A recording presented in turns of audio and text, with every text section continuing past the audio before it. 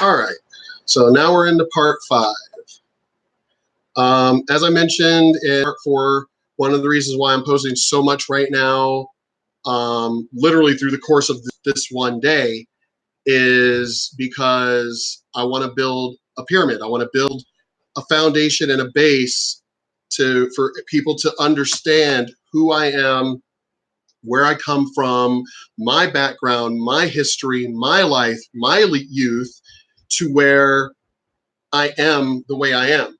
Oop, hold on one quick second.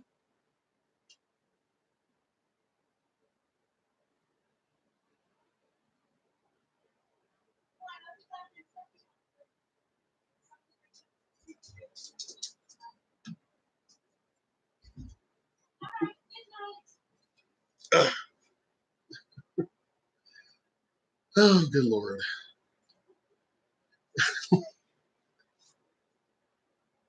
Had to get, the dog.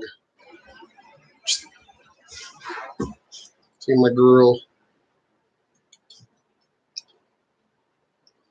She was so damn spoiled. Ugh, good Lord. All right. Lay down. All right. So get to part 5. As I was saying, I want to build a foundation. I want to make sure people know who I am. I don't want, I have been the kind of person throughout my entire life. There was only one person, at least through the beginning part of my life, that could speak for me and I could speak for him. He was my former brother, best friend, David. And that was the only person I would allow to speak for me. Because he knew my views. He actually could speak for me. But other than that, I don't allow anybody to speak for me. And when it comes to my videos, my postings, if they do become popular or whatever the hell to get my views out there, because as I said, I want my views. Not Candace Owens is great. The Hodge twins are freaking awesome. Love those guys. But I want my views out there. They're all younger than me. So I want my views, my life, to be out there of why I am the way I am and to combat the bullshit that I hear. I've been an activist kind of person my entire life. I've always called people out on their bullshit. I've been that way my entire life. If I hear bullshit dealing about racism, I will call it out. I've been that way my entire life. Going back to elementary school, I've been that way. When I hear, oh, that person, got better grades than me because of racism. No, dude, I'm in the same class as you. You didn't do the work. You didn't read. You didn't even crack the book. You got bad grades because you were a lazy piece of shit. Don't be trying to blame it on racism and shit. Shut up. But anyway, let's get back into the video. Maybe I just communicated it poorly, or maybe people are just so polarized and tribalistic online that it just sort of created this spiraling frenzy. But funny how you are a liberal. You are a freaking, former, whatever, liberal. And you didn't know how liberals operate? Maybe they just misunderstood what I said. Maybe they just misinterpreted what I posted. No, I'm pretty damn sure you said what you said. There was no misinterpretation. They are just dumbass, evil pieces of shit and start trolling people.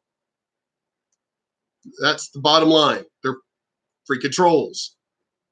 I've dealt with trolls many times online, many times in Facebook postings, on conservative pages, even, because I follow only conservative pages.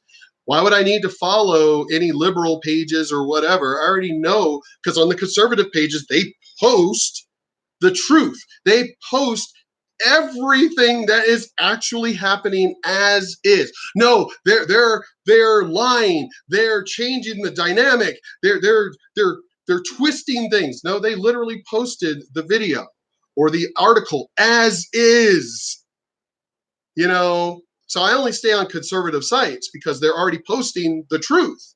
And then you have these dumbass trolls come on there and just troll. That's it.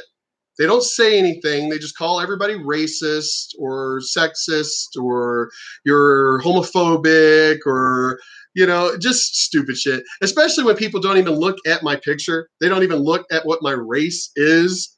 And they're just like, oh, you're a fucking white supremacist and everything. I'm like, did you not look at my profile? Did you not look at my picture? So, of course, the next thing they post is, oh, you're a fucking race traitor. You're an Uncle Tom. You do know what an Uncle Tom is, right? Uncle Tom is actually a compliment. As in the episode of The Jeffersons with Louise's uncle. And he's like, you keep calling me an Uncle Tom. Do you know who Uncle Tom was? He was a real person. Did the Underground Railroad before there was an Underground Railroad. That man was a hero. I would never call you an Uncle Tom. So Uncle Tom is a compliment, you fucktards. But again, nobody ever said liberals were fucking smart except themselves. But it's stupid. I mean, it's really idiotic, Yes, it's idiotic, but it's your people. Your people. I swear to God, I love watching liberals attack themselves. It is fucking hilarious. Is you see across the spectrum. So I know you mentioned, you've talked about how people on the left, feminists, sort of like were a turncoat, and you had death threats against you. I heard that. See, look at that. Because... Look, oh my God, we're supposed to protect women, feminists, and we're supposed to protect women and women and all this other stuff. And liberals, we're united and we're all friends and we're all family and we're all buddies. But she's getting death threats from her own people. You can't make this shit up of how dumb these people are. You can't make this shit up. But as I've said in previous videos, go ahead and try and dox me. Go ahead and try and threaten me. I've dealt with shit my entire life. I'm not going to necessarily get into details, but gangs, friends with a lot of the biker community. I've DJ'd for a lot of their parties and birthday parties. My mom was a Hells Angel chick. I grew up with the Hells Angels before I moved out here, and then befriended a lot of the banditos and everybody out here. And I'm pretty sure my biker friends believe in the Second fucking Amendment. So, again, please think of trying to threaten me. I ain't a little girl. I'm a hunter, fighter, martial artist. I collect weapons and know how to use them. Gun collector, Second Amendment, avid shooter, expert shooter, as a matter of fact, for my military service. Seriously, and I'm always armed. And I'm 6'1", 260 plus. Seriously, threaten me. Please threaten me. Most of the time, my neighbors are all armed. When the shooting happened here in El Paso, we all talked to each other within the next few days afterwards. Hey, so what were you doing? I was like, shit, I have my weapons right. I had 3 of my weapons right next to me. One of my shotguns, one of my rifles, AR, by the way, and one of my pistols right there sitting beside me. He goes, yeah, me and my wife too.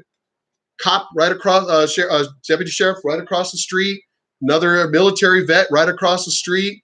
We all talk to each other. Another military guy behind me. We all know each other, and we're all fucking gun owners. Please try and come through my neighborhood. This is a nice, quiet neighborhood. Please try and dox me. It'll be the last thing you fucking do coming through this neighborhood. I'm not one of these weak ass, one of these weak ass liberals or whatever that's going to be fucking scared of, fucking threats and all that other shit. Come at me. You dumbass liberals, you won't like what happens. Guarantee it. because you had accidentally used the word tranny when quoting Chris Crocker, who used it himself, and they said you led to the deaths of. I don't. This is people don't watch her videos. I'm not hurling mud. Lacey has talked about it. It sounds absurd. Oh, I just realized I might as well add a disclaimer real quick. I'm not threatening anybody because who am I threatening? The airspace. You know, I'm not threatening anybody. I'm basically pointing out I will defend myself, and I am a documented sociopath from the time I was a child, as a matter of fact. I'm a nice person unless you get on my bad side. So I'm not threatening anyone. I'm just saying, as he pointed out with her, you've been getting death threats. And there was another video, as I said, I'm going to do a video based on that one, where she literally got doxxed and was worried about her safety and everything else and stuff. Oh, yeah. Try doing that shit to me. You really won't like what happens.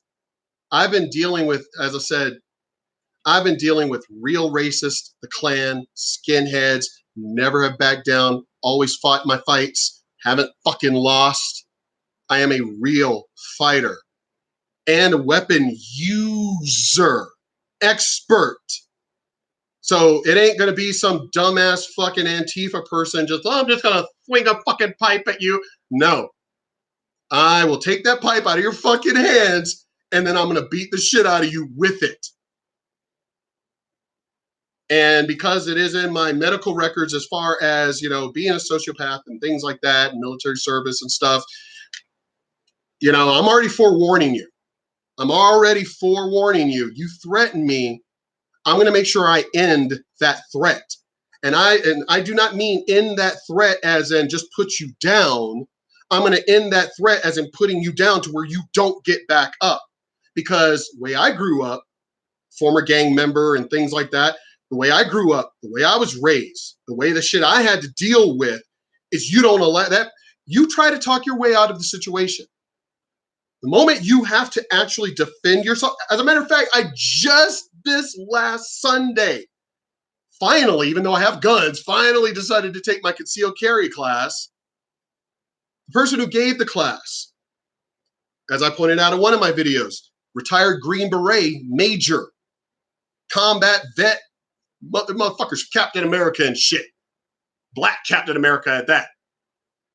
And he said straight out, if you get to the point, he's literally saying this in the class, you get to the point where your life feels threatened, dangered, you end the threat.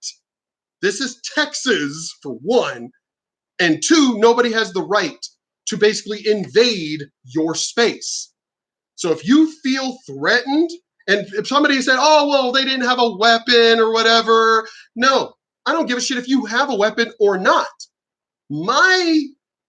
I'm a disabled veteran. My safety does not stop at because, well, you're unarmed, so I need to be unarmed, and we need to just fisticuff it out.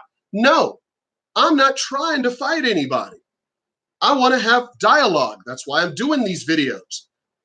Excuse me. I want to have dialogue. I want to communicate. I want to talk. It's the way I've always been. Even when it came to the gang past and all that stuff, I was really one of the people in the group that's like, I don't want to fight. I don't want to fight. You know, now the people who pushed me to fight regretted it. Considering, we see Marvin Kamba. That's a good one. That's a good name to throw out there. Marvin Kamba. Older than me. He was a martial artist also. And one day he just decided to be a complete dick because I didn't want to do what he wanted me to do. And he decided to be a complete dick and start threatening me and pushing me and everything else. And, you know, decided to basically attack me. And I not only defended myself, but as he's on the ground, as I said, sociopath, I'm smashing his head on the sidewalk and going, you made me do this. And everybody was like, Mark, you were like, dude, you were like blank-faced. You were calm. You weren't breathing hard. You were just like talking to him talking, like straight talking as you're smashing his head on the sidewalk. And I was like, well, I didn't want to fight. I don't want to fight. I really don't want to fight. But you come at me, I will end the threat. That's all there is to it. You're the one threatening me. This isn't, my videos are not going to be a threat to you, but if you come at me, I will end the threat. And the quickest, see, I've got a lot of Navy SEAL friends from growing up, back home in Norfolk, Virginia. I had to explain somebody when I was at intelligence school in Monterey, California. I had to explain to this dumbass jarhead Marine about what Navy, because there were 2 Navy SEALs in our class, and I had to explain to him what Navy SEALs do. Their job is to get in and get out as quietly as possible. Yes, they could fight. Yes, they could defend themselves. Yes, they could shoot you. Yes, they could stab you. Yes, they know hand-to-hand combat and stuff, but their job is to get in and get out. They're not meant to stay there for a sustained fight. It's to get in and get out as quietly and quickly as possible. If it's not quiet, then lay down fucking deadly force and get the fuck out. That was the way I was raised. My mom, martial artist herself, carried her switchblade, straight razor, and her fucking gun in her purse. Talk your way out of it. If they won't let you talk your way out of it, then deal with it. Your job is not to fight them. Your job is to end the threat. So being a trained martial artist, that's what I would do. I wasn't going to sit there and go, oh, I'm going to keep it equal the whole time so it's equal. No, you pushed the fight. So I'm going to use much better, higher force to end the threat. Well, if I happen to be, as my drill sergeants pointed out when we was in the military, if you try to talk your way out of that fight and that person doesn't want to stop, grab a chair, grab a bottle, do whatever you got to do to, it ain't, you're not supposed to be going to the hospital. You ain't supposed to be taking a chance on getting killed. Deal what you got to do to get rid of that threat. So my whole life has been about that, getting rid of the threat.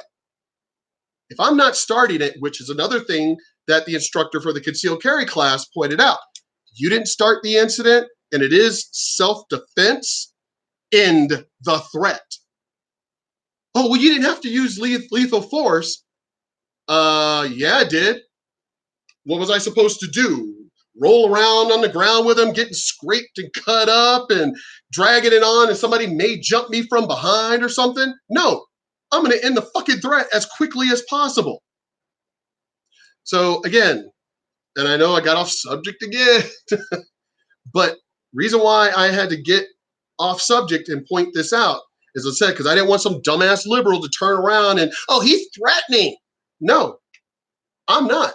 As I said, I want dialogue. I want conversation. I've been that way my entire life. Even when I was a teen and the Jehovah's Witnesses used to come to the house when I was growing up, I'd let them in and talk to them.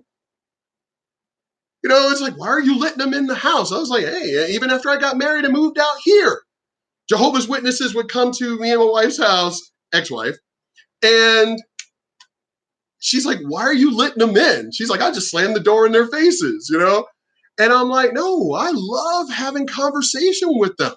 I love dialogue. I've got no problem with that. So as I said, now, if you want to threaten me, I'm not going to take the threat. I'm going to probably laugh in your face. But the moment, and somebody asked me, as a matter of fact, it was when I had to go to the VA to go see one of my doctors, the regular questionnaire that they do.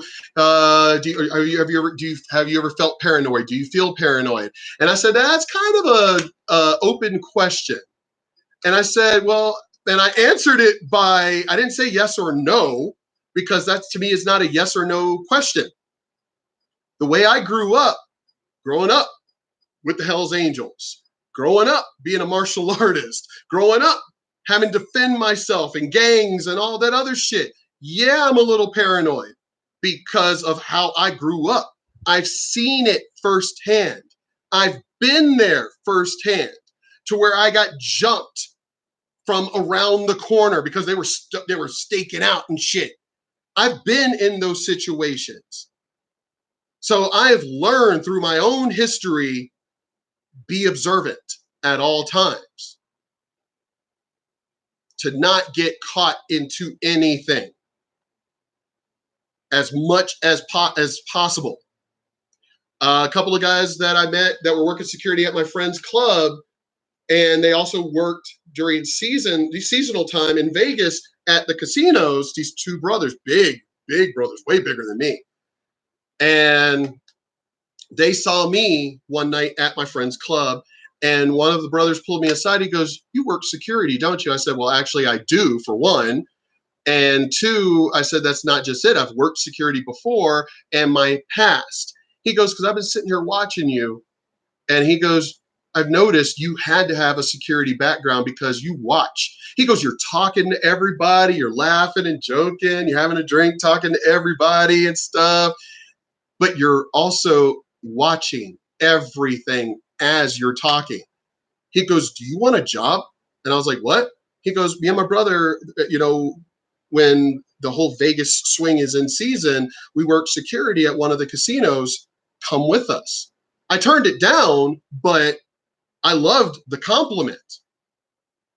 And there was an incident where one guy had just gotten out of prison and I guess he was with his brother, and at the friend's club, Club Dito, and we noticed when they walked in, I looked at my friend who was working security. He looked at me, and we looked at them, and we're just like, all right, keep an eye on them, because we had never seen them before.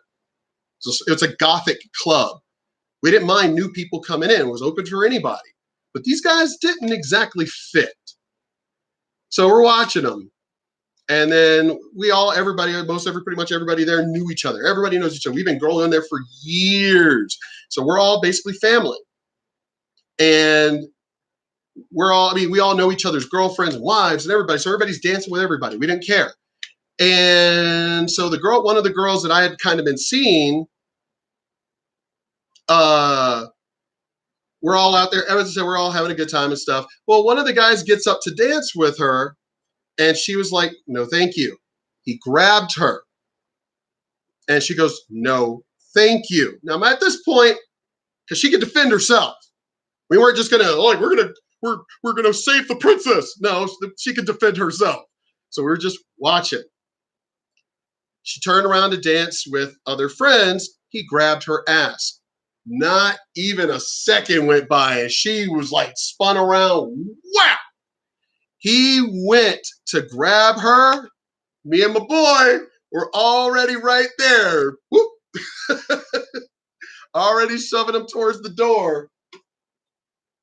And the friend, brother, whatever, of the guy tries to take a swing at my friend, because he's the one that's working security. I'm just watching his back. And takes a swing with a beer bottle that he had in his hand. Friend caught it, took the beer bottle out of his hand, and cracked him over the head with it, because the first time it didn't break. Second time it did break. So cracked him over the head with it twice, throwing him outside. Now we all come out, and where Club Dito was on Rio Grande, right there kind of on the corner, Rio Grande and Mesa, had like the front grate on, in front of the window, the cage thing, whatever, in front of the window, the main window. And so I'm kind of up against, there. Big Josh is with me and everything, and my other friend is dealing with this one guy. And so, no, the one who swung is not the actual guy who grabbed, whatchamacallit's ass. It was the friend, brother, whatever. And so security is dealing with him. The guy who had grabbed the ass turns around and takes a swing at me.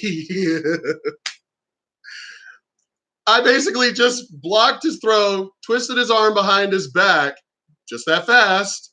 It's like, really? Dumbass? Seriously? And so I'm like, stop resisting. Just stop. Just stop. But he keeps resisting, and I'm like, oh, hell no. So I sweep his leg, throw him on the ground, face hits the sidewalk, and I'm sitting there on top of him. Big Josh literally puts him in a freaking, Kurt Angle ankle lock and shit. Oh my God, that shit was funny. I'm like, Josh, I got the guy. Let him go. I got him. He's down. So my boy, because the one's working security, he's licensed security, so he's got the handcuffs, all that shit. He's got the other guy backed up over here, away. And he goes, Mark, you got this? I said, yeah, give me the cuffs. Turn around, click, click, grab the other one, click, click. He goes, you really do work security. I was like, yeah. And sat the guy on the curb because police were already called. It's like, don't move. Cops are on the way. The other guy's over here yelling, no, let him go. He just got out of fucking jail. If he literally just, we thought it was a joke. Nope. No, anyway, so let me get to it. So, oh, good Lord, my screensaver. I keep trying to turn that sucker off. It sounded. So, we sit him on the curb. As I said, I'm not trying to hurt the guy, whatever. I don't like to fight. I really don't. But if you come at me, the other side of me is going to take over. And that side people really don't like. My friends don't even like. We're just having a conversation and such, and whatever. And I was like, don't move. The cops are on the way. He gets up to try and run with his hands cuffed behind his back. Do you know how awkward it is? Through the Naruto videos and bullshit, do you know how hard that is to run with your hands behind your back? He tried to run. I'm fast. I ran track. I just was like, whoop, foot sweep. He goes, ooh, that was bad too. I was like, well, this is going to hurt. Bam! Face first, arms behind his back, skidding across the sidewalk. Ooh, that was bad. I felt bad for him, but I didn't. At this point, bring him back to the curb in front of the door and sit on him. I was like, you ain't going nowhere now. Jesus. So cops finally show up. Cop hands me his handcuffs. I knew a lot of the cops. I still know a lot of the cops. I DJ a lot of their parties for their families and shit. Weddings, all of that. Cop hands me his handcuffs, so I put his handcuffs on to switch out the other handcuffs. And the cops laughing. Both of them are laughing like, man, you must have pissed them off for them to be sitting on you. I said he tried to run. And I'm not going to sit there and be like babysitting him the whole time and stuff. It's like, no, I sat on him so he didn't go nowhere. Sure enough, the officers verified this dude, the one on the ground, had just gotten out of fucking prison that day. What the? The cops were like, are you serious? You just got out of prison and you are going back to jail. The hell is wrong with this? Oh my God. As I said, I don't want to fight. I don't like to fight. I don't. But I will defend myself. And what I mean by defend myself is I will end the threat. I'm laughing, joking. I own a karaoke DJ company and stuff. But as I said, I'm 6'1", over 260. So people are like, oh, well, he's a karaoke guy. So, he's a pushover. Yeah, I'm not a small person. So I don't know where the hell you think. Just because I own a karaoke company that I'm some pushover or something. I grew up singing. I love to sing. I am a nerd and a geek. Collect comics, cards, all that shit. I have a microcomputer technology degree, so I'm a nerd and a geek. Play role-playing games, D&D, play online games, all of that. However, I'm also a person that is a martial artist, second-degree black belt, plus other things within the martial arts community. Weapons user, weapons collector, gun hunter, bow hunter, gun hunter. It's like, so just because I do karaoke, please don't get it twisted. I'm a nerd and a geek, but I'm not your fucking Sheldon or some bullshit or Leonard. Hell no. And that is actually what I gotta, again, off subject. Oh my God, I keep getting off subject. That's another thing that pissed me off about the Big Bang Theory. I think I talked about that before. Why is it that all the nerds and the geeks look like that? There are a whole bunch of us that are nerds and geeks, or geeks, that play D&D, that do all the shit that they're doing, but we don't look like them. I was like, why didn't they introduce one of us on that show? Why didn't they introduce someone like us? Someone who does cosplay and LARPing and all that shit, but is, 6 foot tall, a fucking nerd, geek, and all that, but doesn't look like a typical fucking nerd. Do we not exist? I was like, man, they're making, really bullshit light of the whole nerd and geek community, like they all look like fucking Sheldon and Leonard and shit. That is definitely not true. Let me see. Married my cousin, John, Air Force, in great shape. My boy Kay went Air Force. He was Air Force. Fucking muscular, great shape, big guy. My boy Theo was not military, but he's a nerd and a geek, martial artist, fighter, shooter. Let me think. Married my niece, Abran. Joined the Army, built, big guy, shooter, gun collector. He's a nerd and a geek. I was like, there's a whole bunch of us out there. Why do they keep making it sound like there's just these little freaking nerds and shit? There's a lot of us out there that are fucking shooters and martial artists and fighters and bikers. Where the hell are they getting this shit that they all look like fucking Sheldon and Leonard? I mean, that is something that they should have opened up in the show, at least somewhere in the final season. They should have thrown that in there. That, hey, they're not all fucking Raj and everything, they're not all, Howard. There's a lot of us out there that are nerds and geeks, but we're not like your typical fucking nerds and geeks. We're big, we're basically jocks, but we're intelligent as fuck. Why can't you have both? Why can't you be somebody who works out and at the same time be a nerd and a geek? Why is it one or the other? Well, this guy works out, so he's a jock. What? No. Anyway, I got off subject again. Good Lord. All right. Next video, because I said I'll end this one. So in the sixth one, again, I guess I had to kind of give a little bit of background more of myself. But in the sixth video, I will go ahead and I will try my best to stay on subject. Oh my God, I don't know why I keep doing that. I love to talk. As I said, I love dialogue. Love dialogue. If you want to talk, we could talk all day. Love that shit. But to be a troll and threaten and all this other crap, I have no patience for that shit. None. I will ban you and everything else because I do not have patience for it. I'm very intelligent. I was military intelligence in the Army. I worked for government contractors after I got out in microcomputer technology. I'm extremely intelligent. So we can have dialogue all day.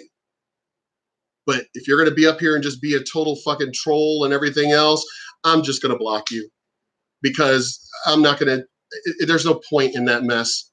Trolls are just people that need to be wiped off the face of the earth. They do. They serve no purpose. Like, I don't know, like a mosquito. Does a mosquito serve an actual purpose in nature? Trolls are the same way. Let's wipe them out. Is anybody going to miss them? Anyway,